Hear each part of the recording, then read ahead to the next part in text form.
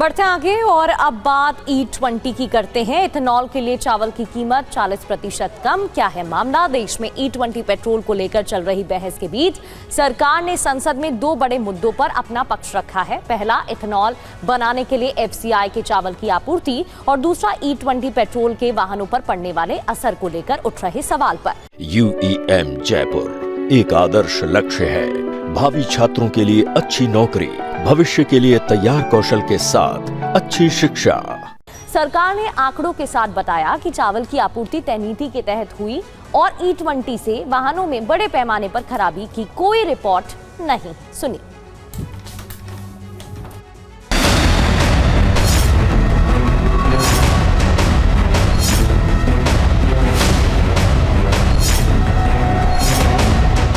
राज्यसभा में खाद्य एवं सार्वजनिक वितरण मंत्रालय ने बताया कि जून 2025 से जून 2026 के बीच एथेनॉल उत्पादन के लिए FCI ने 63.49 लाख टन चावल डिस्टिलरी को उपलब्ध कराया।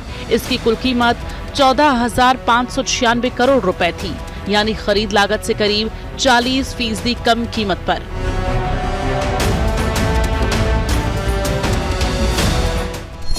राज्यसभा में सरकार ने चावल आपूर्ति की जानकारी दी। 63.49 लाख टन चावल एथेनॉल कंपनियों को उपलब्ध कराया गया। एथेनॉल कंपनियों को 2,250 से 2,320 रुपए प्रति क्विंटल की दर से चावल दिया गया। चावल की बिक्री से हुआ 14,596 करोड़ रुपए का कारोबार। खरीद लागत से करीब 40% कम कीमत पर हुई बिक्री। हालांकि राज्यसभा में सरकार ने साफ किया कि ये बिक्री ओपन मार्केट सेल स्कीम और एथेनॉल ब्लेंडिंग नीति के तहत तय दरों पर की गई। सरकार के आंकड़ों के मुताबिक एथेनॉल उत्पादन के लिए FCI के चावल की सप्लाई कई राज्यों में की गई। इसमें उत्तर प्रदेश और हरियाणा सबसे बड़े हिस्सेदार रहे। इसके अलावा पंजाब, हिमाचल प्रदेश और पश्चिम बंगाल को भी चावल उपलब्ध कराया गया। उत्तर प्रदेश से 8.38 लाख टन चावल 1,932.36 करोड़ रुपए में उपलब्ध कराया। हरियाणा से 8.44 लाख टन चावल 1,949.75 करोड़ रुपए में उपलब्ध कराया। पंजाब, हिमाचल प्रदेश को 6.59 लाख टन चावल की आपूर्ति की गई। पश्चिम बंगाल को 5.85 लाख टन चावल भेजा गया। सरकार ने ये भी कहा कि एथेनॉल कंपनियों को चावल खरीदने पर कोई सब्सिडी नहीं दी जाती। साथ ही चावल की हेराफेरी के 2 मामलों में कार्रवाई भी की गई। तय नीति के तहत चावल की बिक्री की गई। एथेनॉल कंपनियों को कोई सब्सिडी नहीं दी गई। हेराफेरी के 2 मामलों में कार्रवाई की गई। दोनों डिस्टिलरी का आवंटन रोका गया। राज्यसभा में E20 पेट्रोल को लेकर उठ रहे सवालों का भी सरकार ने जवाब दिया और कहा कि E20 इस्तेमाल से वाहनों में बड़े स्तर पर खराबी या इंजन फेल होने की कोई व्यापक रिपोर्ट नहीं मिली है। सरकार के मुताबिक इस पर कई तकनीकी संस्थानों ने अध्ययन भी किया है। E20 इस्तेमाल से इंजन खराब होने की कोई व्यापक रिपोर्ट नहीं।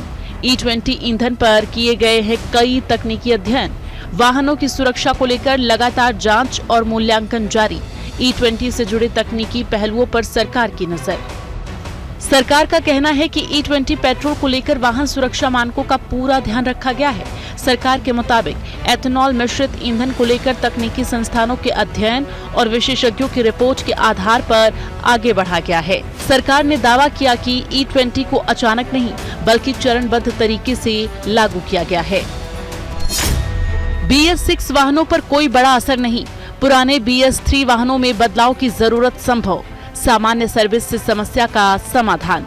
माइलेज पर रखरखाव का भी असर। तकनीकी जांच के बाद चरणबद्ध तरीके से लागू E20 नीति। लेकिन सवाल अब भी कायम है। क्या एथेनॉल कंपनियों को सस्ती दर पर चावल देने के फैसले से जुड़े सभी सवालों के जवाब मिल गए हैं? क्या E20 पेट्रोल को लेकर वाहन चालकों की चिंताओं को पूरी तरह से दूर किया जा सका है? Bureau report, TV9 Bharatvarsh.